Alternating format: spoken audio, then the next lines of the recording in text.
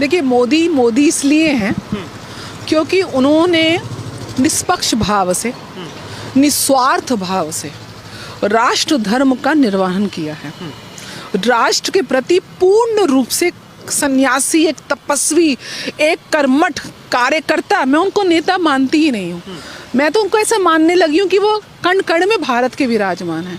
क्योंकि अगर आप उनकी यात्रा, जीवन यात्रा देखो, जिस प्रकार से संघ के कार्यकाल में और उसके बाद वो गुजरात के सीएम रहे एक लंबे समय तक और आज देश का नेतृत्व संभाल रहे हैं पिछले 11 वर्ष में, विश्व के अब भी सबसे बड़े जो पॉपुलर लीडरशिप है वो मोदी जी के नेतृत्व में। उसका सबसे बड़ा कारण है व्यक्तिगत और स्वार्थ शून्य, मात्र शून्य भी नहीं है, माइनस में है। अपने नाम 1 रुपए की संपत्ति नहीं है।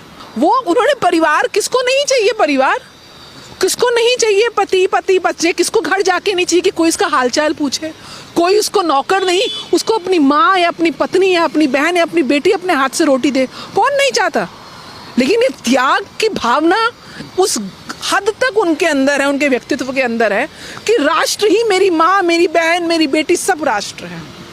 वो एक पूजा जिसे पकारते हैं, मैं कहती हूँ भगवान से भी ऊपर उन्होंने श्रेणी इस राष्ट्र, इस मातृभूमि को दी है। ईश्वर भी मेरे ख्याल से मोदी जी के लिए बाद में आता होगा, लेकिन राष्ट्र सबसे पहले आता होगा।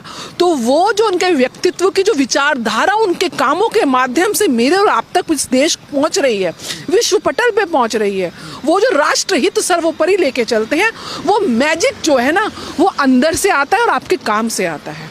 तो मोदी को मोदी बनाने वाला, मोदी का वो मन और वो उनकी जो विचारधारा और उनकी डेडिकेशन, उनका त्याग, उनकी तपस्या, उनका ये सन्यासी जीवन, पूरा जीवन जिसने, मुझे लगता है अगर मोदी जी से कोई जाके आप पूछो कि कितने जन्म चाहिए ये सेवा देने के लिए, तो वो कहेंगे कि मैं जन्मों जन्मों तक इस मातृभूमि की सेवा करना चाहता हूँ। वो व्यक्तित्व उनके ऑरा से, उनके काम से निकल कर आता है, इसलिए मोदी मैजिक चलता है।